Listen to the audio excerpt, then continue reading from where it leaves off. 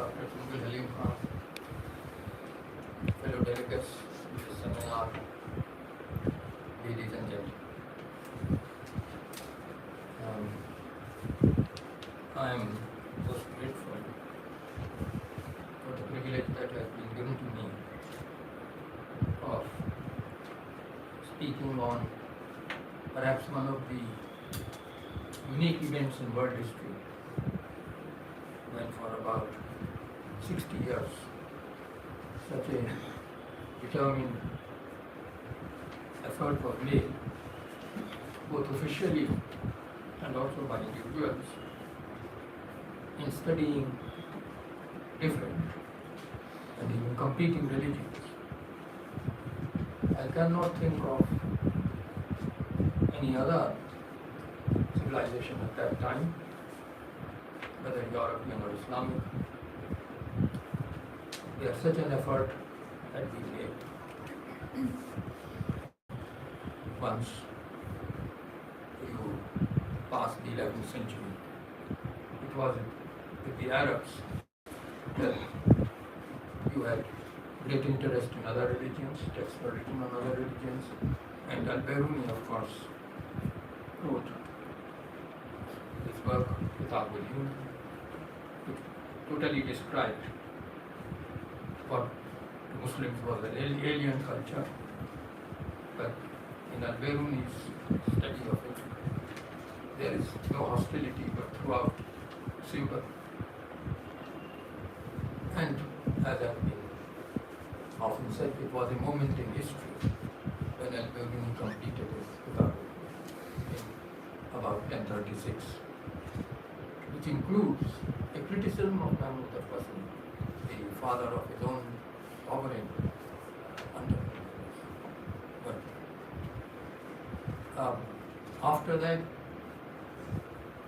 you have some texts like that of Amir Khusro and Nasir, but otherwise, no such effective program as was begun under Akbar and continued under Jahangir and Taj, and also privately. As I will be mentioning, Dabistan is one of the unique texts in world civilization, pre-modern world civilization. Analysis, a sympathetic description of all the various religions that whose votaries, in whatever number, lived in India. Well, there are many things to say of Akbar, but the initiation of this project, studying other religions, is of particular importance. It did not come naturally to him, although his tolerant measures of tolerance like remission of pilgrimage tax in 1561, remission of jizya or poll tax on Hindus in 1563, initiation of land grants to Hindu priests from around 1564-65. All these came early, but they did not involve any study of either Hinduism or any religion, and indeed even of Islam, because until about 1570s, Akbar was not concerned with many religious issues, and he was just a normal Muslim sovereign with a tolerant policy. But as is well known, with the Ibadat Khana discussions, he came across differences of opinion among Muslims in almost every matter that came up for discussion. And it was this which ultimately led him to inquire as to what beliefs other religions have. Perhaps the very first beginning was in a very difficult text with a very Atharva Ved, which even today in various parts is difficult to translate. And the translation of this text was undertaken. What the result was, we have no means of knowing because the unique manuscript has been lost. But apparently it did not fulfill Akbar's expectations of knowing what Hinduism was about. At the same time, he was trying to pursue, he began to inquire about Christians. There were 3 Jesuit missions that came to his court beginning in 1580. He received Parsis and was certainly influenced by the Parsi belief in light and the sun. I must mention that there were Muslims also who had this belief in light. And then there was this great translation project of the Mahabharata, resulting in Rasnama, began in 1580 and was completed sometimes in by mid-1580s. But its bits were read out to Akbar, fragments, night after night, and so the actual translation was disputed, or perhaps gone over till late in 1590. But Rasnama survives in manuscripts, various manuscripts, and it's the longest translation of any Sanskrit word undertaken in Akbar's establishment.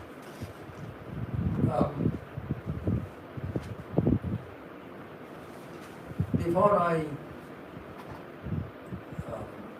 say anything more about Brahmanical texts which were translated, including Mahabharata, I should mention one particular fact about Akbar's study of other religions. It's rationalism. In a letter which is to be found in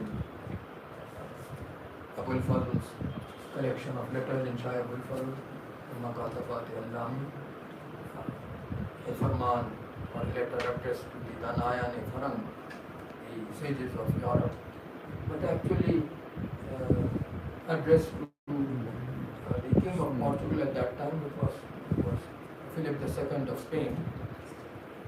In this he says that most of the people of the world are prisoners to tradition, taqleed. They do not follow reason, aql. Very important.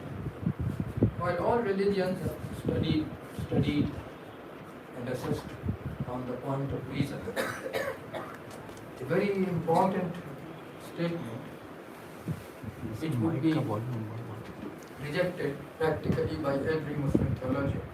What has reason to do with religion? But if you take that the starting point, then every religion can be tested on your assessment of reason. Of course, reason can have different versions, but certainly reason means that nothing is taken on trust. You weigh every statement in the religion. And as the Mahabharata translation proceeded, Akbar began to see in it a different view of salvation.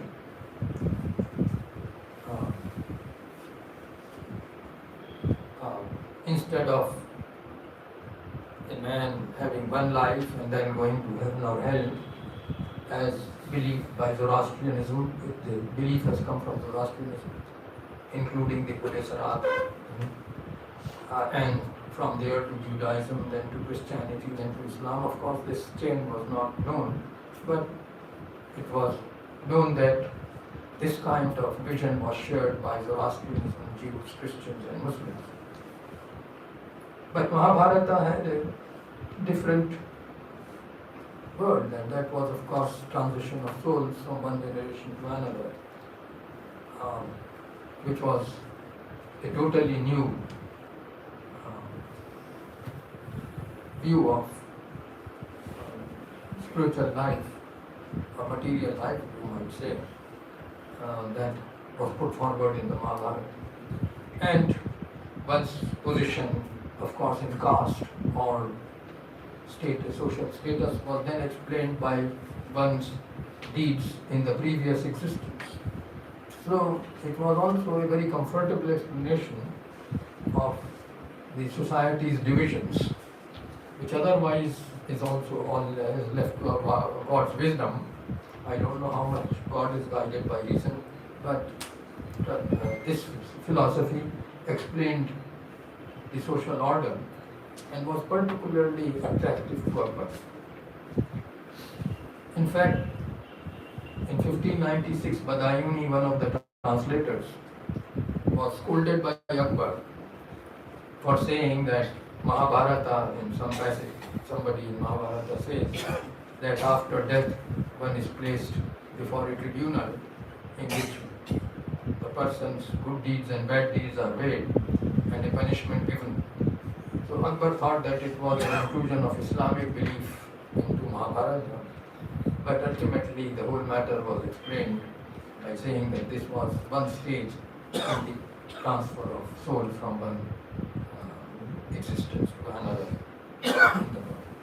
Anyway, this shows that Akbar for a very long time went on hearing passages from the Mahabharata, Persian translation. Not knowing Sanskrit, I am not able to test the accuracy of the translation of Mahabharata, but once I carried out an experiment. The translation of Panchatantra, the famous book of fables, was attempted by Akbar's court. Because Panchatantra, as it went around the world from Sanskrit to Old Iranian, then Syriac, then Arabic, then into Persian, was very different from Panchatantra in Sanskrit, and that Akbar found out. So he got the Sanskrit version translated. And there is the famous story, I don't know how many of you are interested in interreligious texts, but there is a story where a false Vishnu succeeds. And I was very interested in this story, irreligious to the extent of being anti-religious, and I therefore had this story. And I therefore compared Akbar's translation, the translation made at Akbar's court, with one of the popular English versions of the Panchatantra in paperback. And I found that the translation in Persian exactly matched the English translation. Even to the points of verses where the Panchatantra cited a Sanskrit verse, the translators, Akbar's translators, provided a Persian verse. They must have searched a lot because there were some dozen quotations like that in this single story. And they provided them. And they therefore were superior to the English translation because the English translation provided a translation in prose, whereas Akbar's translators translated a verse into Persian verse. And this was the extent of accuracy. So I think on this particular test, Akbar's translators, who actually employed Pandits, who first translated into what was called Hindi, and then from Hindi, the Persian was attempted. Apparently very few Pandits who knew Sanskrit, they knew Persian at that time. And therefore, first everything was translated into Hindi and then from Hindi into Persian.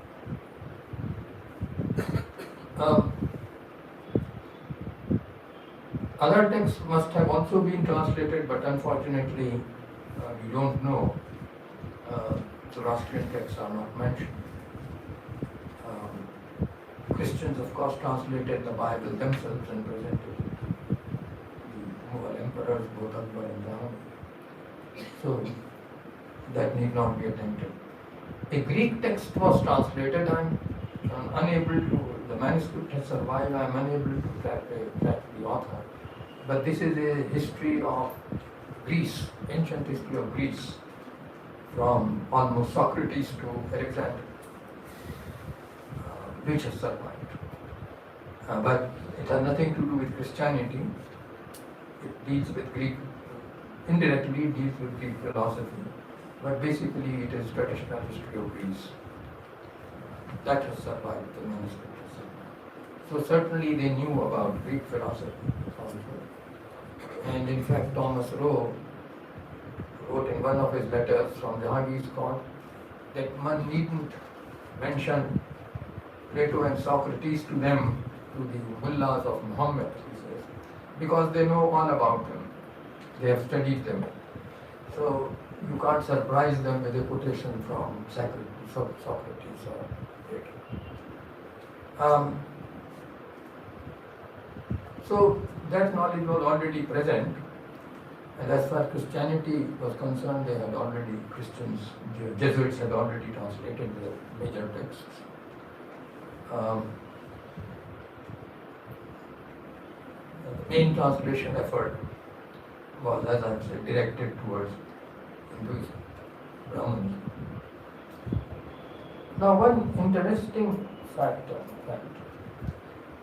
which is often ignored, is Abul Fazl's description of what he calls Indian religion.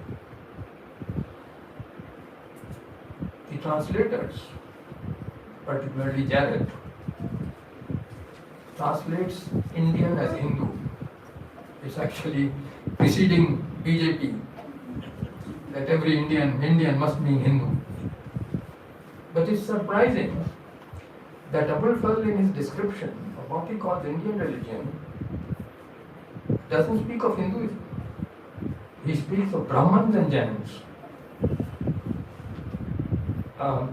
And it is totally a wrong statement on Jarrett's part that he draws on Al-Biruni. Al-Biruni has nothing on Jains.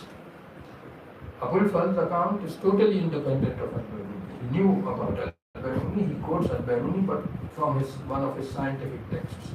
He has never cited, to my knowledge, Al-Biruni's Kitabul. It's totally independent.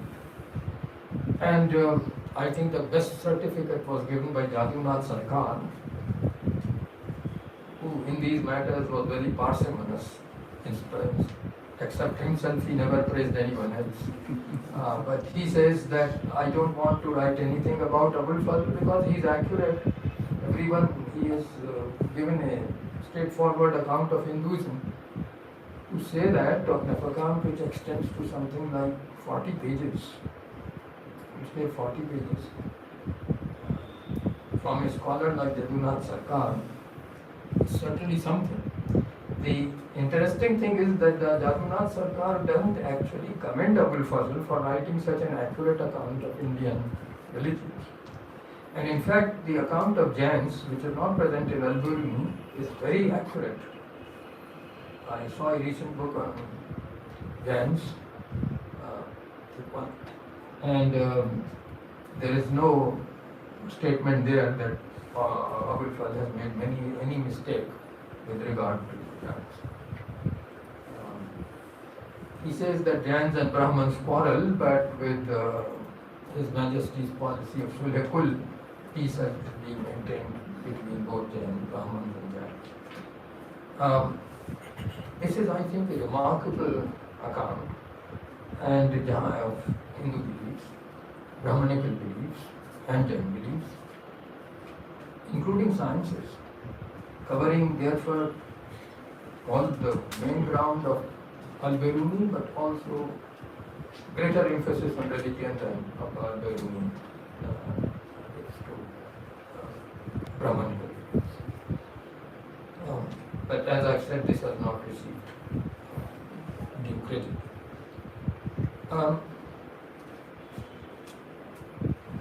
One should also not forget that Jahangir has also a major contribution to make in this effort on two basic aspects. First of all, it was he who got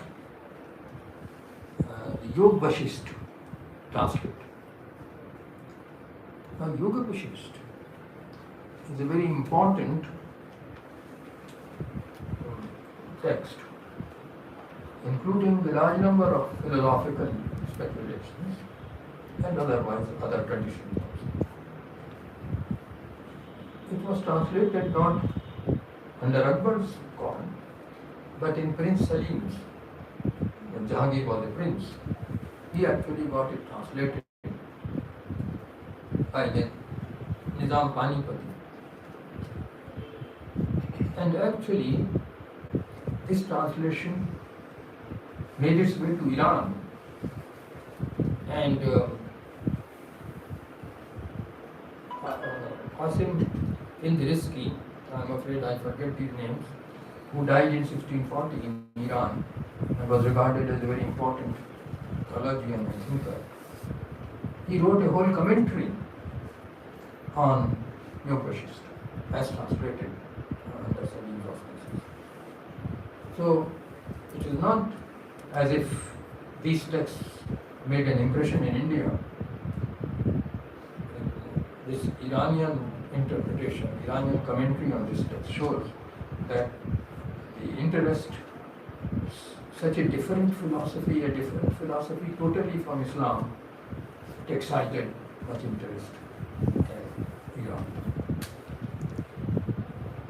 Jahangir is also very important himself. In Akbar's time,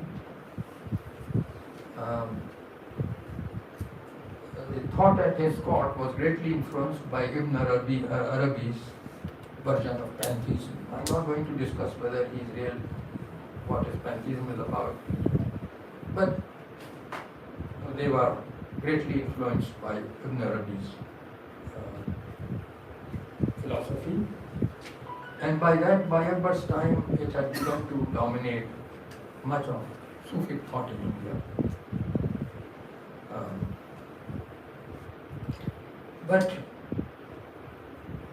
pantheism is not found in the Mahabharata, was not found in Mahabharata.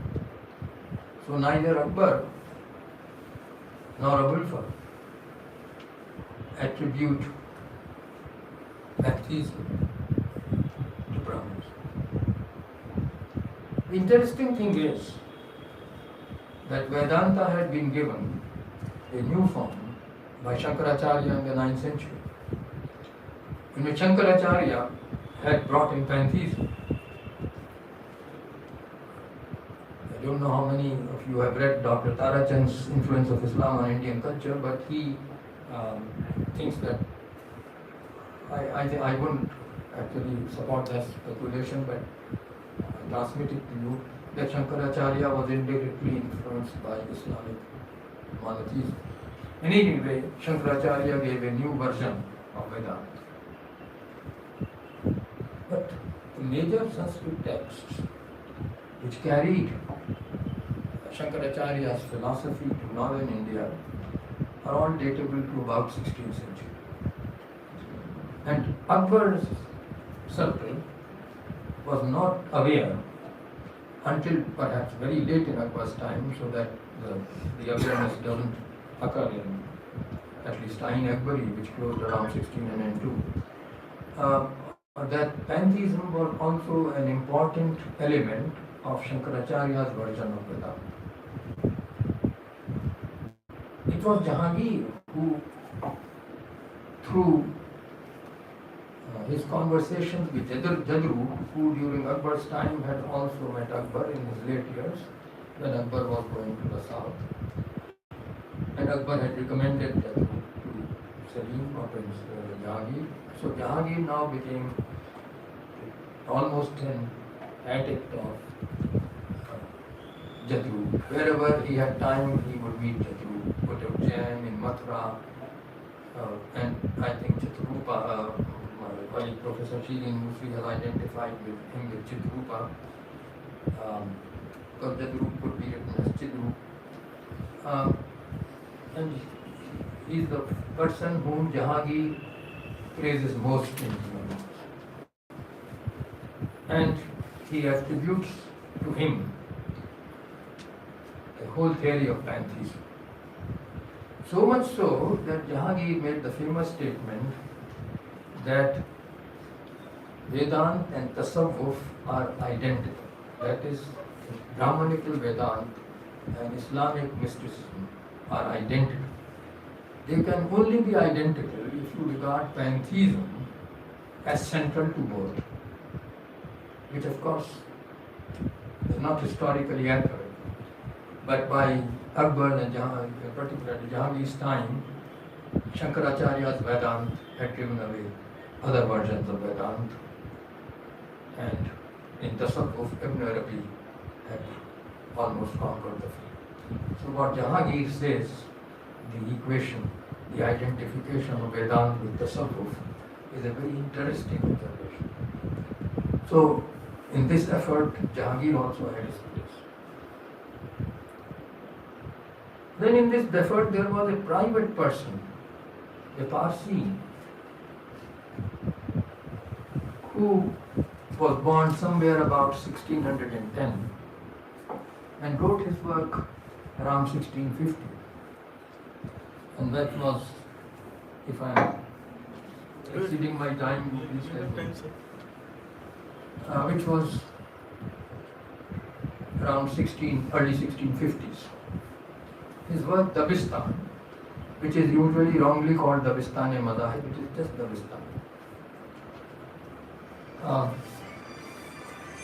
was often supposed to be anonymous, attributed to Mughal, but now everything is clear. The author was a Parsi and of a particular sect, born in Patna around 1610, as I've said. In a Parsi sect which believed in the efficacy of light and which believed in pantheism.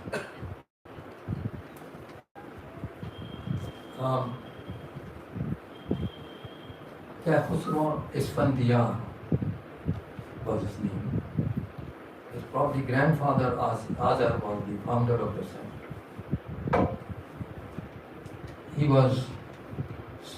He knew Arabic certainly. He wrote in Persian. Of course, Parsis used to write in Persian at that time. And he probably could read Nagari. I am not very sure. But his description of Hinduism is so accurate and so insightful. Also his description of the Sikhs, that it is very difficult to believe that he was not well versed in Sanskrit. He gives all the good Sanskrit terms correctly in his long chapter on Brahmins. Look at this work. It is the work on religions. First Zoroastrianism, then Brahmanism, Hinduism, then Judaism, translation of the great creation hymn in the Old Testament. Let there be light, and there was light. Light is there translated into Persian as Roshnai, Vishwa Roshnai, Vishud Roshnai. So very accurate translation obtained from Sarman, who had originally was a Jewish rabbi, the famous Sarman, translated by Sarman's people, Abhayachandra. So a very accurate description of Judaism, followed by an accurate description of Christianity taken from European Catholic priests in Surat. This of course ignores Protestantism altogether, but of Catholic version of Christianity, this is a very accurate version.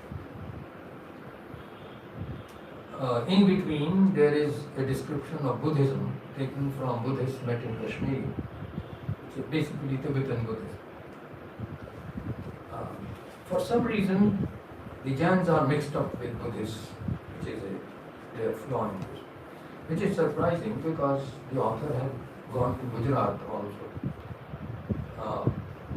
Although he had spent most of his time in Bihar, West Bengal, childhood, then in Punjab, in Kashmir, in his youth. He went to Mashhad, then to Afghanistan once. He traveled to Gujarat, then to Hyderabad, and then to Odisha. So he saw a lot of India. And I think for its own time, this book is unique. There's also a long chapter in Islam which Muslims would not like because it does not say that Islam is the true religion. In fact, he doesn't describe any religion as the true religion. He just describes it. And he describes all the sects. And he also describes in detail what happened in Akbar's court. He had Badayuni's Tariq to give him some details. But some other details, one can't know whether they are inventions or they were actually transmitted by some school text of Akbar's time. So this is a very wonderful book, very important for the description of the Sikhs. It exists in 3 versions.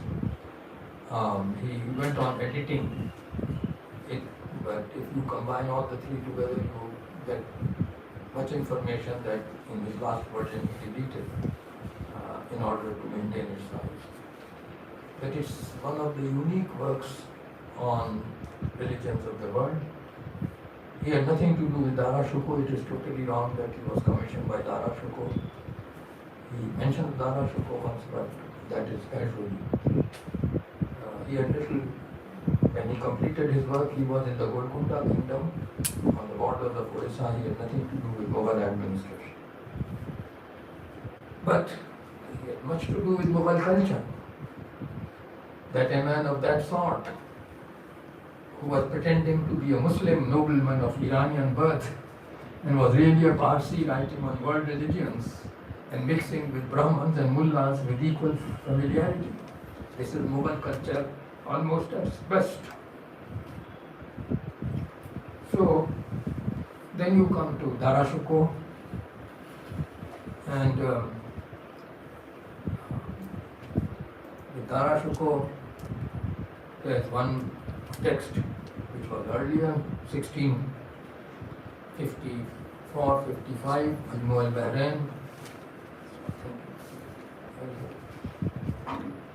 Majmu al-Bahrain, the meeting of 2 oceans, perhaps suggests, or in fact, not perhaps, actually suggests that unlike Akbar and Jahangir, Dara Shikoh was trying to find a meeting ground between Muslim mysticism, Sufism, because you must remember that previously he was deeply interested in Sufism. He never showed any inclination towards Brahmanism. But now he was trying to show identities between Brahmanical thought and Sufism. And therefore this particular text.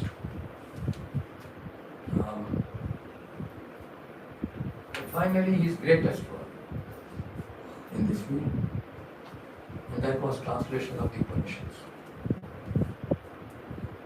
The translation of the Upanishads was undertaken in 1655-56 at Delhi.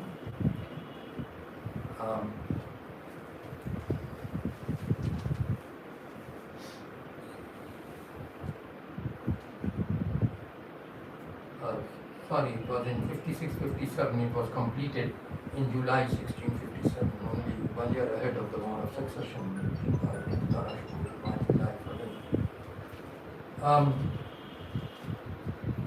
This is about translation of 52 Upanishadic texts. One of my life's ambitions is to compare this text with English translations of the Upanishads. But in the short lifetime left to me, I don't think I will be able to do it. So I am placing before you my provisional views. It's quite clear that having translated Majmu al-Bahrain, Dara Shikoh having authored Majmul Bahrain, Dara Shikoh's objectives are different from Akbar. Akbar was interested in accurate translation. Dara Shikoh is interested in truth, which are two different objectives in his life. What is truth? And therefore, when he goes to Upanishads, he does not translate certain words accurately. Devas to him are not gods or godlings, they are angels, Frishtas of God.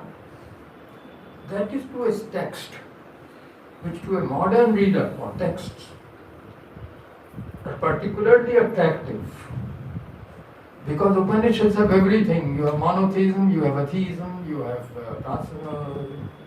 have transmigration of souls, which is attributed there not to Brahmans but to Kshatriyas. So it's quite obvious that some of the Upanishads, the major Upanishads, are subsequent to Buddhism and Jainism. This simple fact is for them. And almost anything can be argued about. But Dara Shikoh wants to reduce the Upanishads to monotheistic and pantheistic texts. And I think this amounts to an honorable misrepresentation. And the amazing thing is that Europe came to know about Upanishads not from the Sanskrit texts but from Dara Shikoh's translation, which was done by Duperron in Latin. It's very titled Upanakhat. That is how the word Upanishad is interpreted, is written in Dara Shikoh's Cyril Isra, Upanakhat. So Duperron translates the Persian text into Latin, and so gods become angels and Upanishads become monotheistic texts. And given that, of course, Upanishadic philosophy was totally misinterpreted. Misinterpreted, but in fact glorified, because it appealed to Christians and Muslims. And the texts which we will applaud today, because they are not monotheistic, they are monotheistic as well as multitheistic. That's a large area of philosophy to deal with. Appeared and won world renown because of Dara Shikoh's honest mistranslation. Devas are not Frishtas. There are no Frishtas in Brahmanism. Frishtas originated with Zoroastrianism. It may not make Muslims happy, but that is history. Monotheism, Satan, angels are all Zoroastrian. They are brought there through Judaism and Christianity into Islam. So, obviously, Dara Shikoh, believing in monotheism and pantheism, could not think of devas as gods. And I will here bring in a joke from old Akbar. And you will see the reason why BJP doesn't like him. And they have deleted Akbar from the history syllabus under the national education policy. So all Indians, patriotic Indians, would never know who Akbar was and what he talked about. Akbar was in a conversation. Somebody said that in India there have been no prophets. And Akbar said, why should have people stopped at being prophets when they could become gods? When they could become devas, why stop at being a prophet? So, I like old Akbar. He also never spoke of Islam, he spoke of Ahmadi Kesh, like our founder Mohammedanism. So, clearly,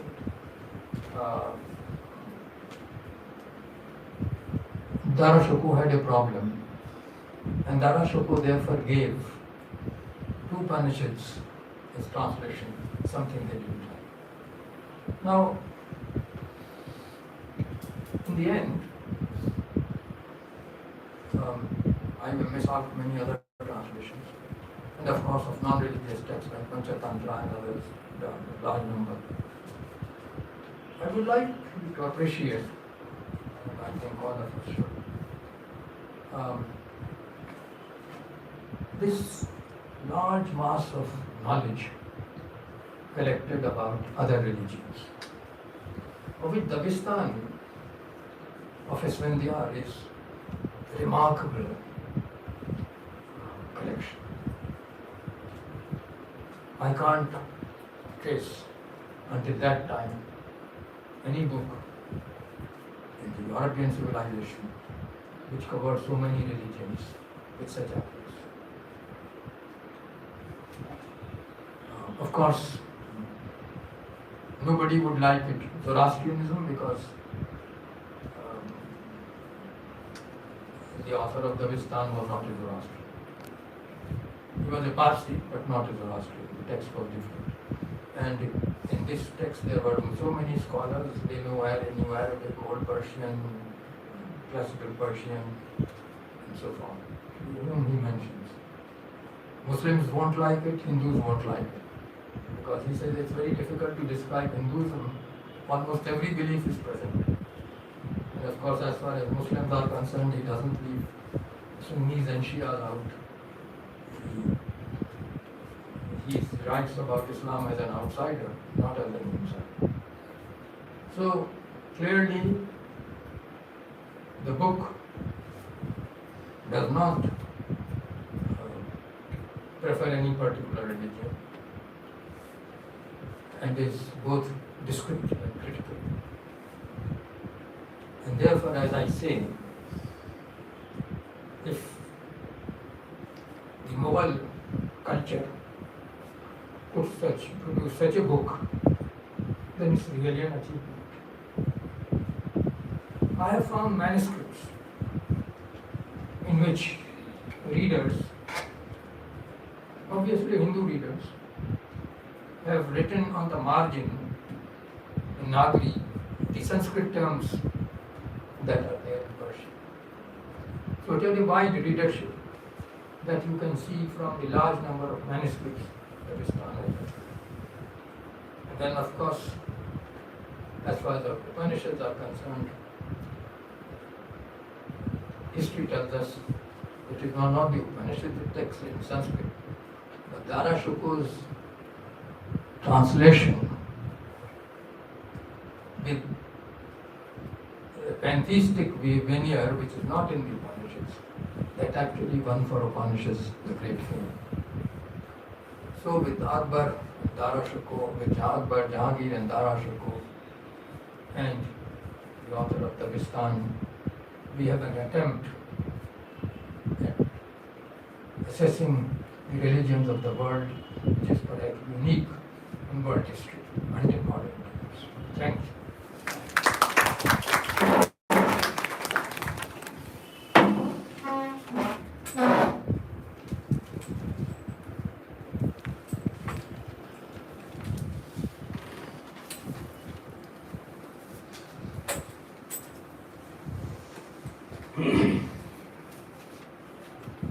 To say thank you, very short and not appropriate, but we must acknowledge, the kind of knowledge we received today. I humbly thank you, sir.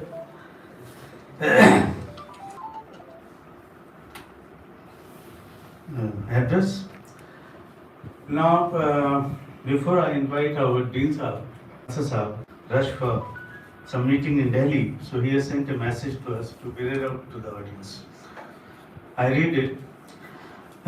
Our Constitution calls upon us to preserve the same best if all of us do make an effort to learn about the beliefs of the different religions, the votaries of which inhabit our land. For only such effort can make us appreciate what our fellow citizens believe in